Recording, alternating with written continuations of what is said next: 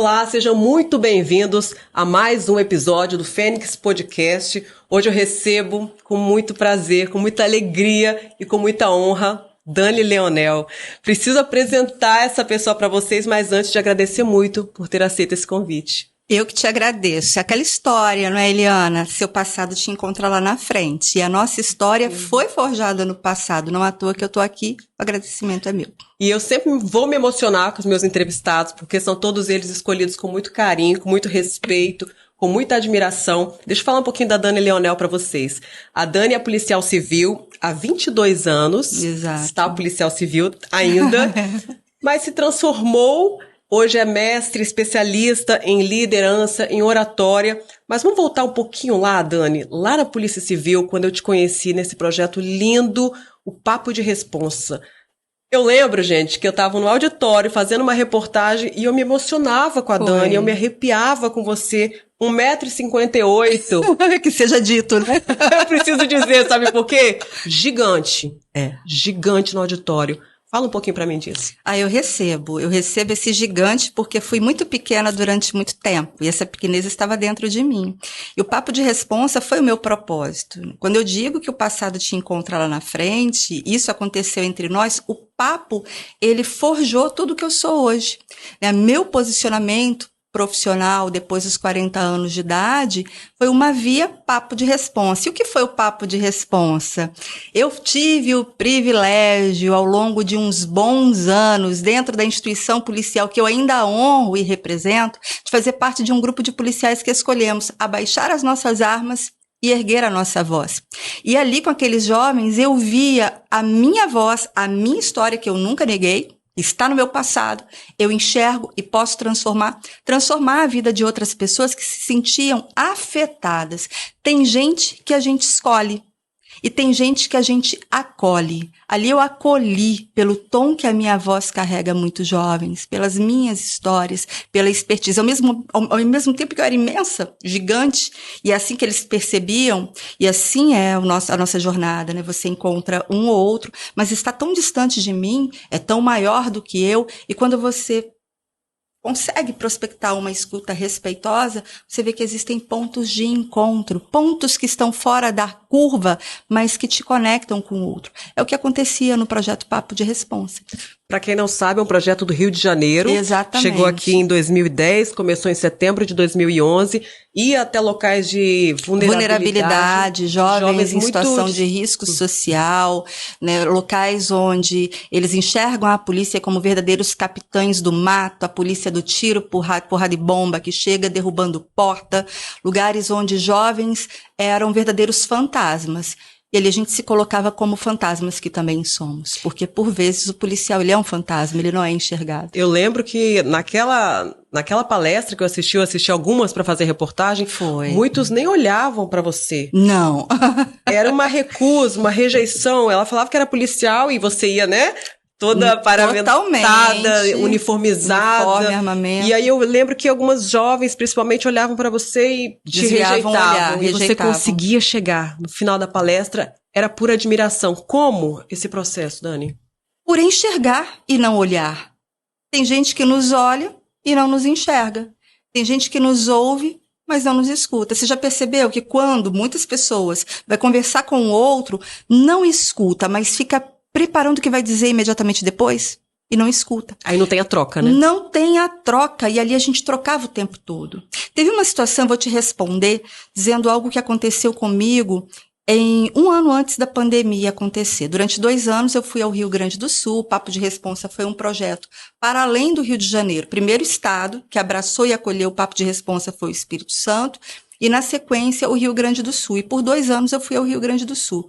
E lá no interior do Rio Grande do Sul, eu estava em São Luís Gonzaga fazendo Papo de Responsa dentro de uma escola, era uma universidade, porém com jovens de outras escolas do ensino fundamental, anos finais do ensino fundamental. Eis que se agiganta diante de mim um nome Marcelo. Porque a expertise que eu utilizava no Papo de Responsa e que eu trago até hoje na minha história é escutar o nome. Nada mais precioso do que o nome, Eliana. Quando a gente escuta o nosso nome é como se fosse música. E alguns nomes, sabe aqueles jovens que mais se apresentam, mais se comunicam, mais falam? Era ali que o meu olhar ia, e eu escutei o Marcelo. E a certa altura do papo, eu me aproximei, se eu pudesse eu ficava em pé aqui, mas não vou ficar. Me aproximei do Marcelo, disse, Marcelo, fique em pé. Ele olhou para mim e falou, não vou ficar em pé. Mas como assim? Parênteses.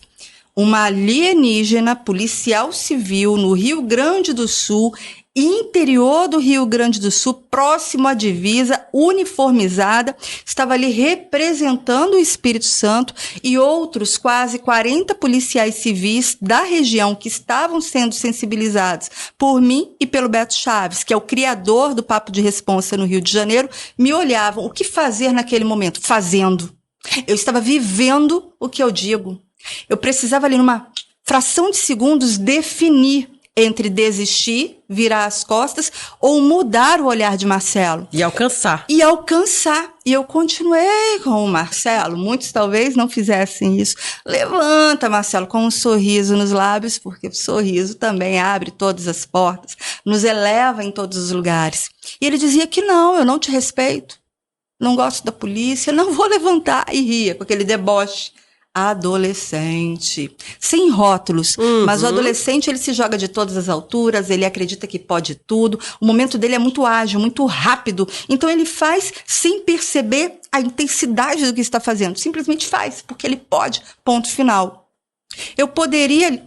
Você, Eliana, o que você faria no meu lugar? Se fosse você no meu lugar, o Marcelo tendo essa atitude, qual seria a sua escolha? Eu acho que eu ia insistir. Como? Eis a magia. Insistir como? Qual foi o meu como? Eu olhei para ele, eu sabia que ele não ia levantar. Eu sabia que ele não iria sair do lugar. Você sentou? Imediatamente. Diga não, Marcelo. Eu me sento ao seu lado. E se aproximou dele assim? Naquela hora, eu ganhei o Marcelo e todos os jovens que estavam ali. E no final, ele me procurou e falou, quero uma foto contigo. E disse para mim, eu te respeito muito. E passou a me seguir no Instagram. Ele não respeita a polícia. Ele respeita a mulher por trás do uniforme.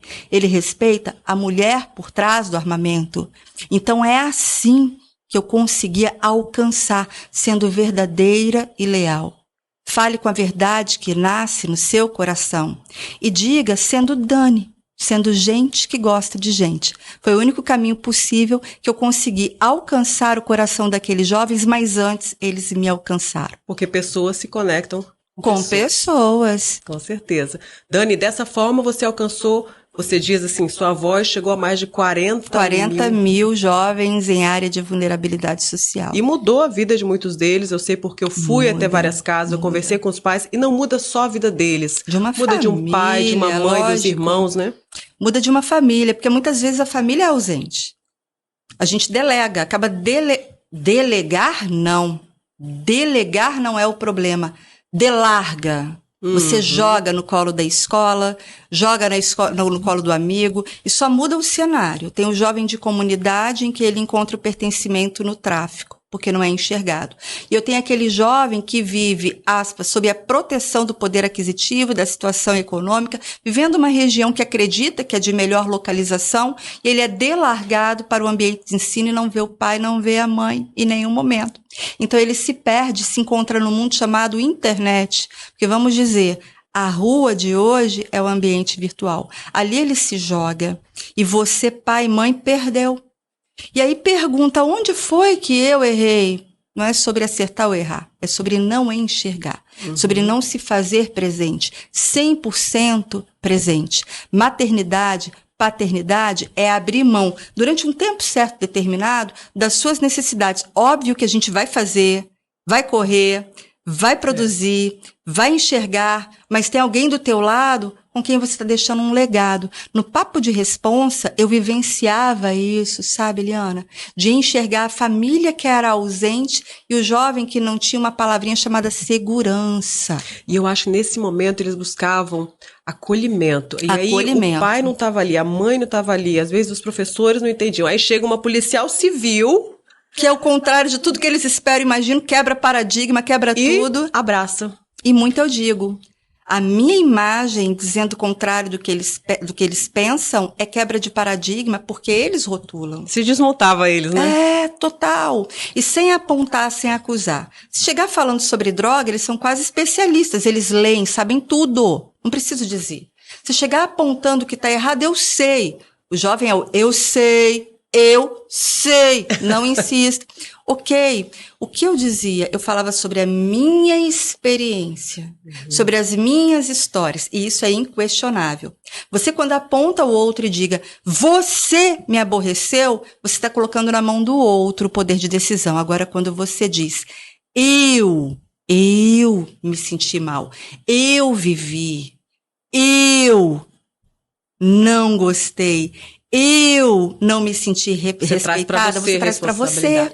E quando você traz a responsabilidade para suas escolhas, eles se afetam, eles se enxergam. Se ela vivenciou isso, é possível dar uma mudança de rota.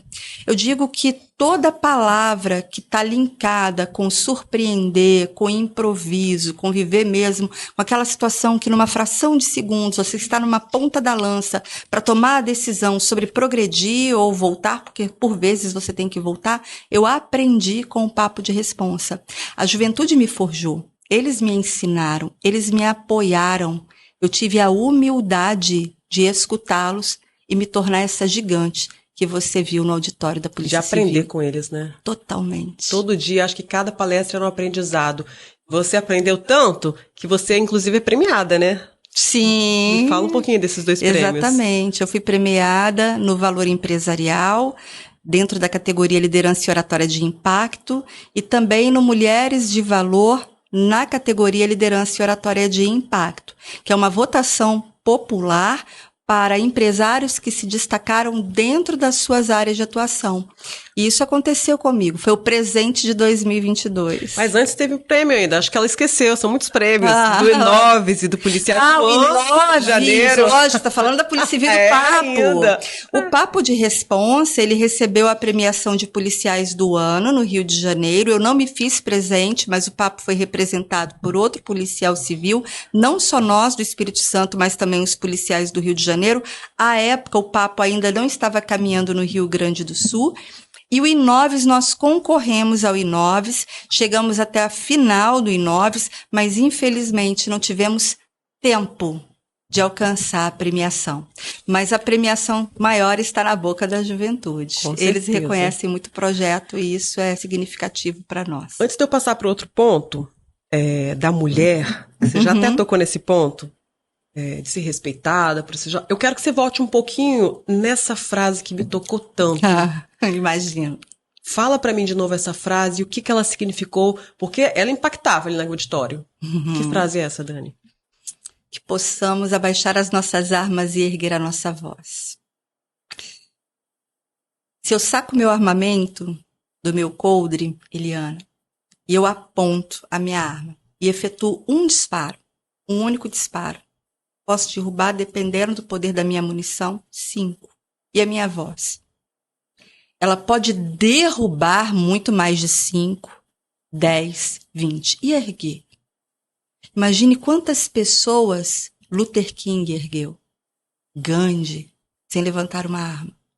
Imagine quantas pessoas você pode erguer com esse poder que a sua voz tem.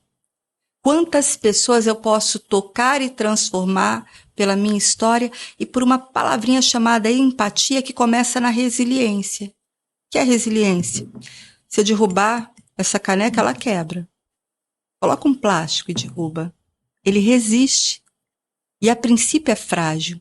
É a coragem da vulnerabilidade, a coragem de ser imperfeito, a coragem de você caminhar com os seus defeitos e enxergá-los. Isso é ser resiliente. Colocar na mesa com a voz você se expõe. Dizer a palavra você se coloca. É quando você se coloca mais vulnerável e mais transparente e mais frágil ao olhar do outro. E quando eu me fiz fraca no papo de responsa pelo poder que a minha voz carrega, aí eu fui forte. E aí tantos se identificaram, né? Tantos se identificaram, se transformaram, mudaram a rota, escolheram seguir a carreira policial civil porque foram inspirados. Uhum. Eles se perdem onde você não entra. Tudo falhou, né? Falha a educação, falha o Estado, falha a religião, falha a família, tudo falhou. E aí, como uma escória, muitas vezes, esse jovem é levado para dentro da unidade policial como última opção. Era papel da polícia? O que eu fazia é papel da polícia? De modo algum. Nunca foi, mas é papel de pessoas.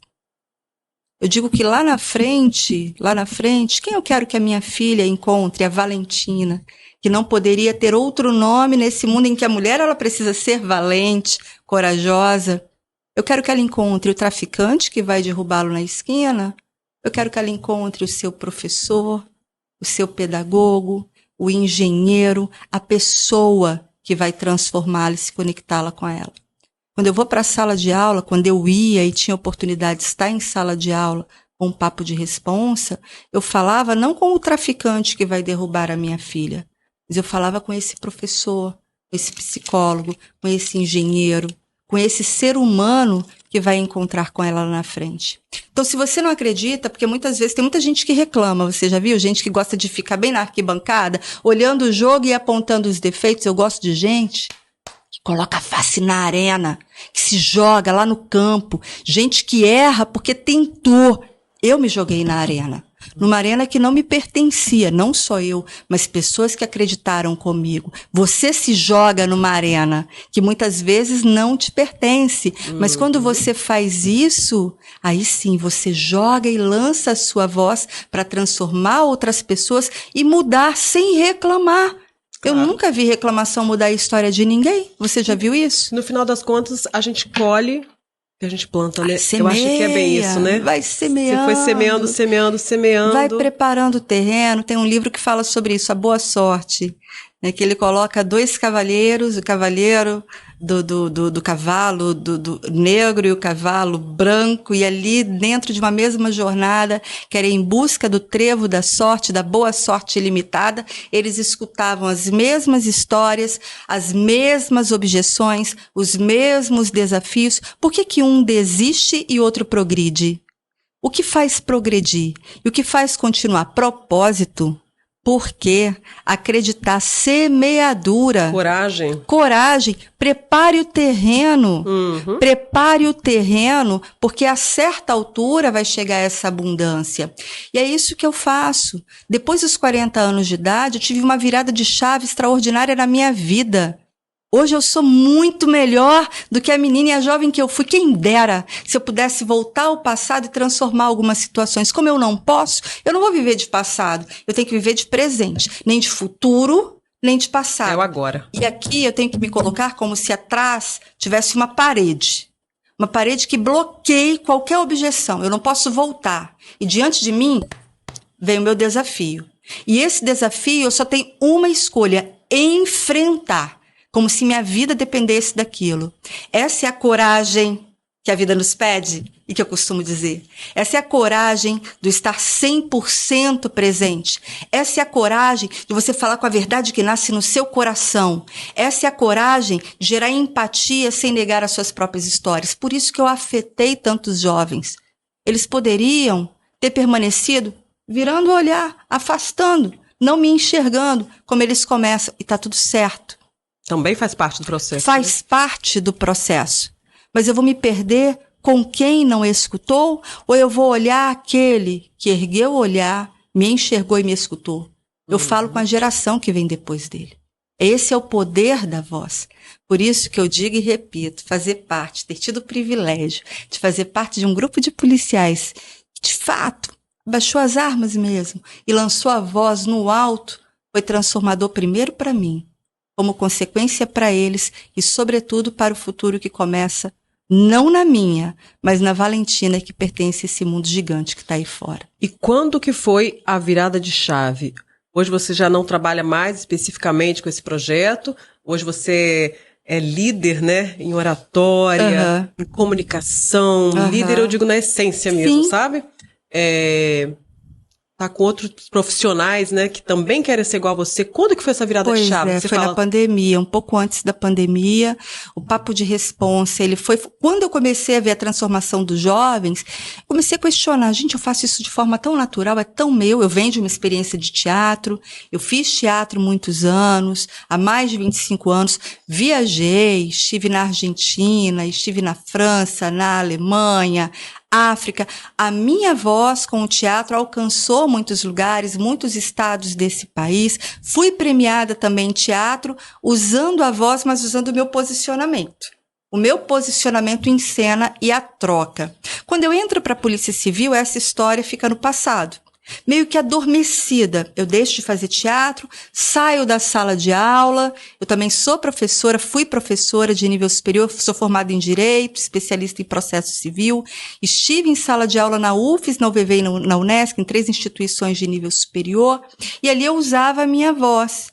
Entro na polícia, mais uma vez isso fica adormecido.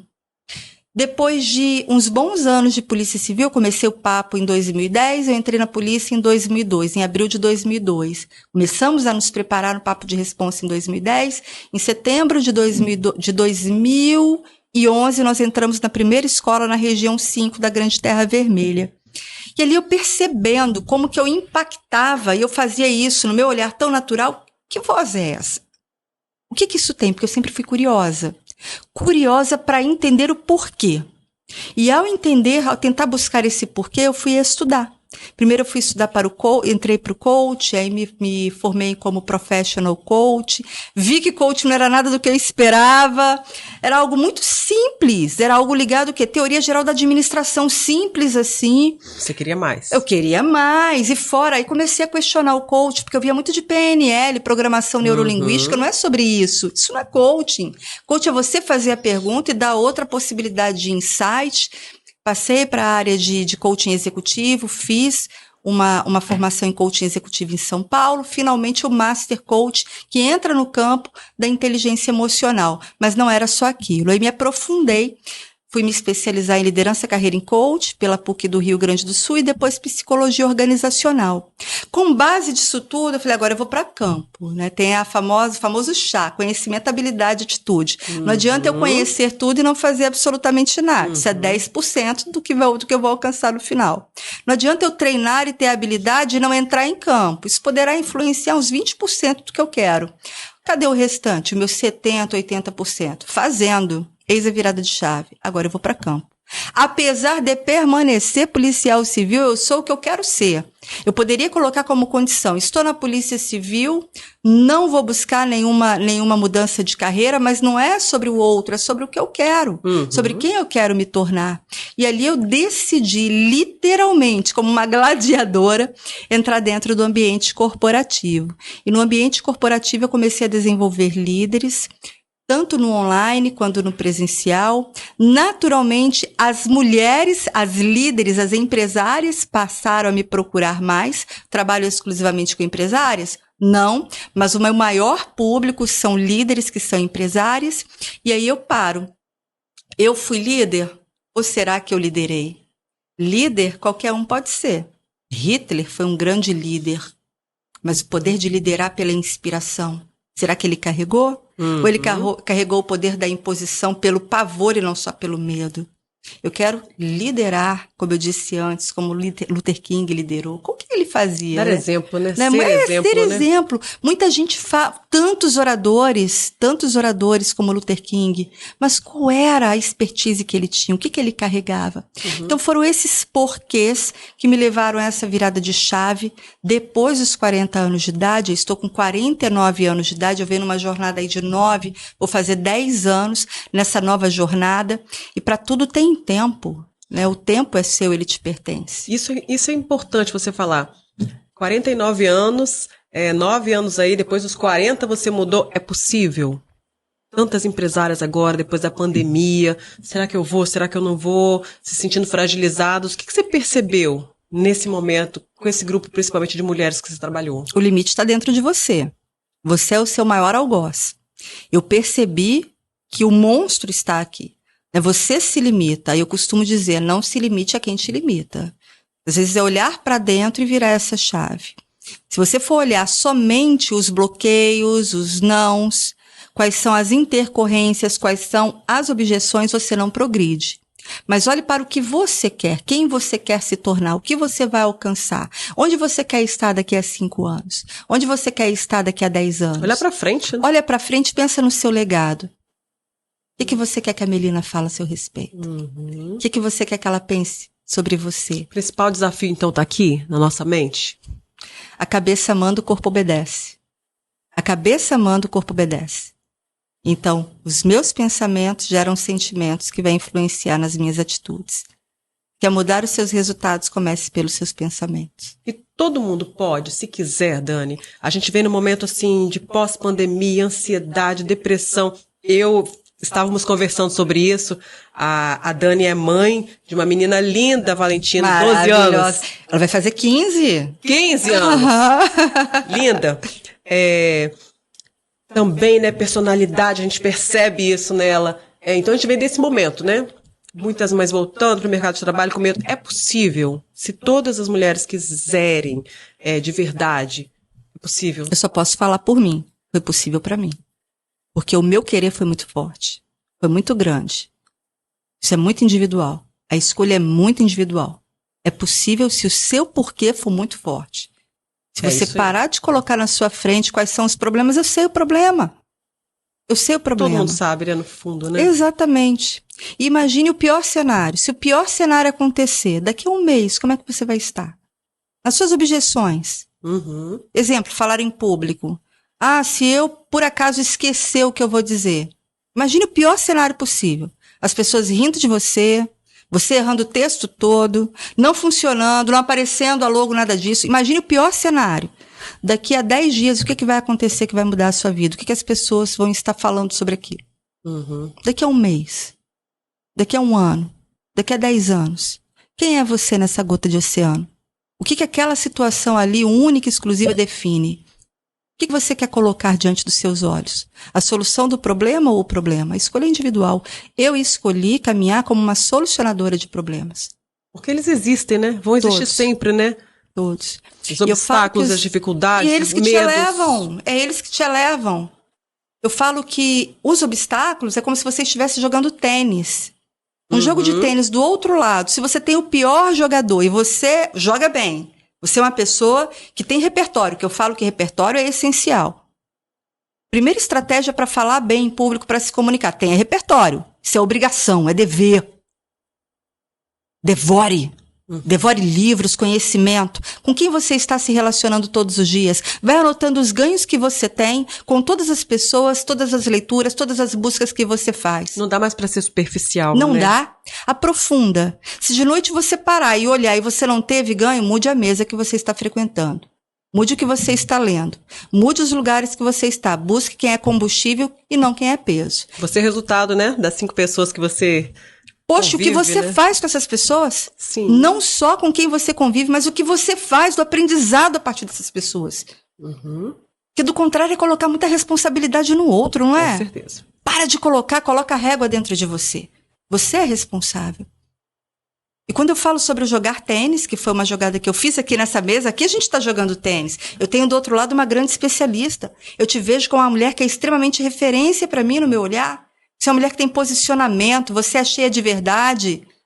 Você é uma mulher que se coloca, que passou pelos seus desafios. Excelente profissional em quem eu me espelho. Quando eu estou aqui, você me eleva. Você torna o meu jogo melhor. Eu subo de nível.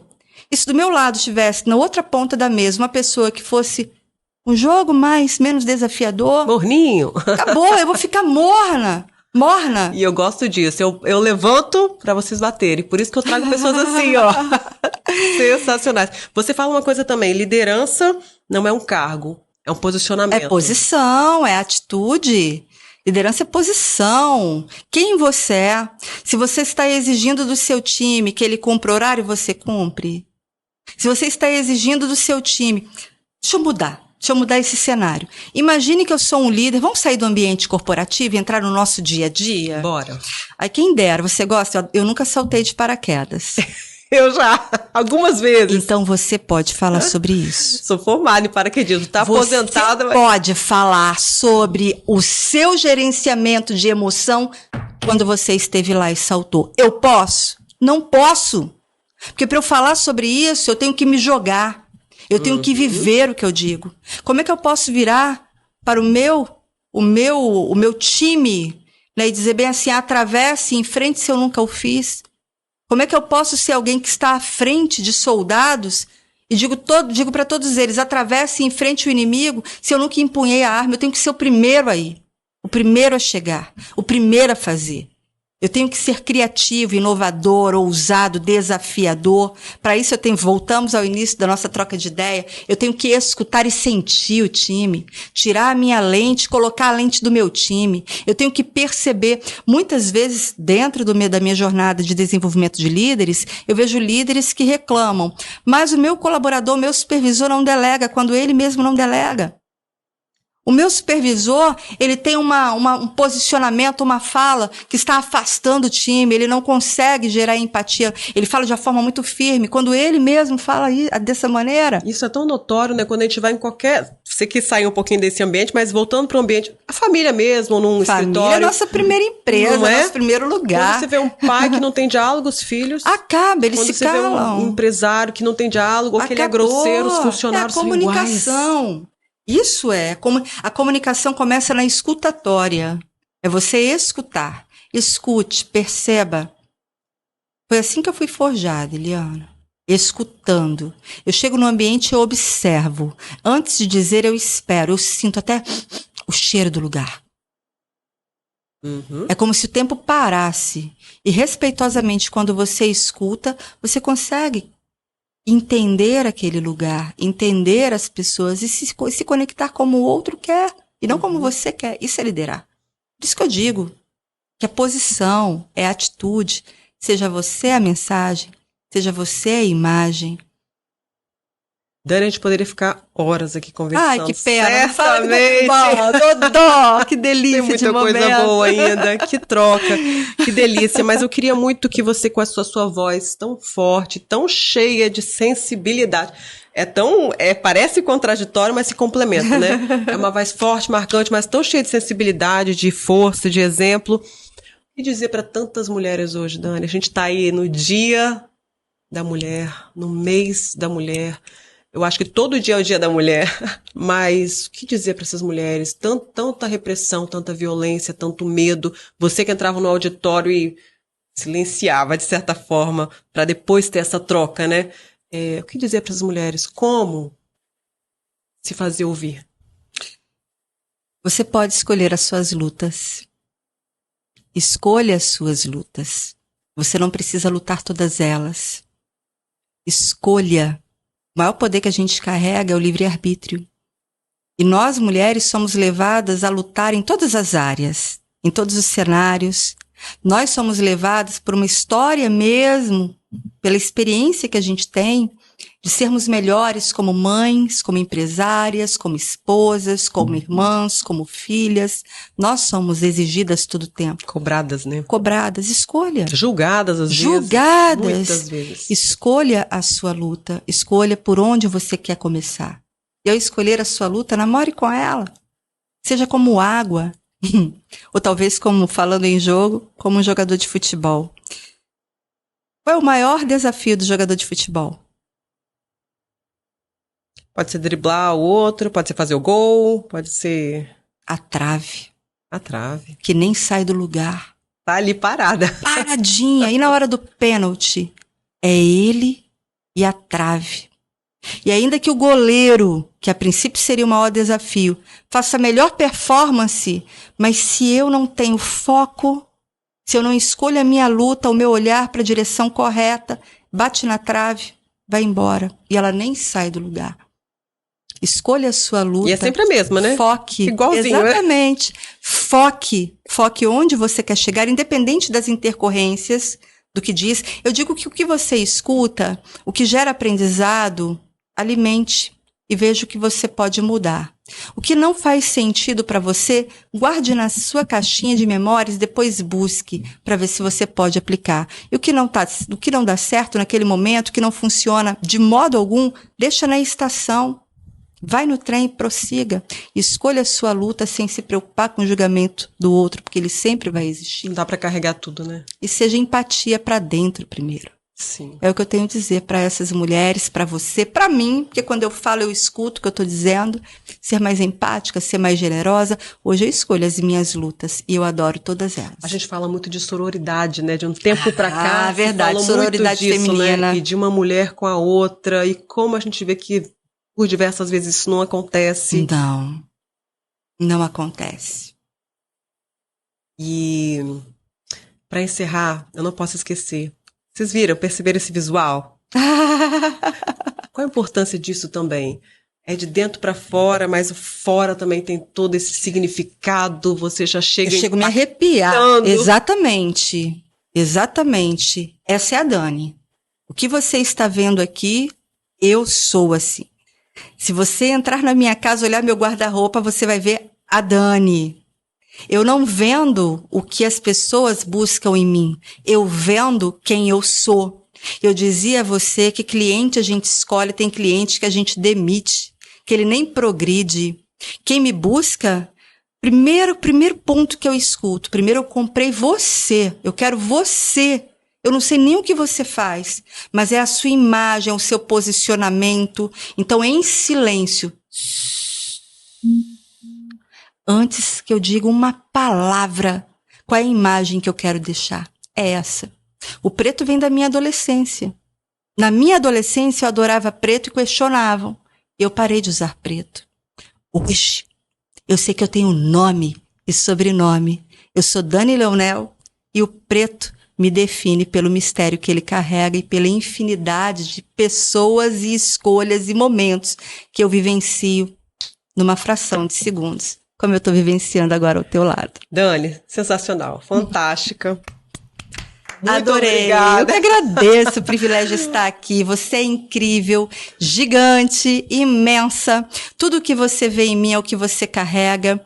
Eu recebi já alguns convites para participar de momentos como esse. Neguei todos. É o primeiro que eu faço. Que honra! Porque, para mim, é uma honra estar diante de uma mulher como você. Muitíssimo obrigada pelo convite extraordinário. É totalmente verdadeira. Eu recebo. Agora, vocês que vão ter acesso a essa entrevista, esse podcast, vão ter acesso a cortes e lá no Instagram, vão poder conhecer melhor a história da Dani e vão com certeza se apaixonar por ela, como eu me apaixonei.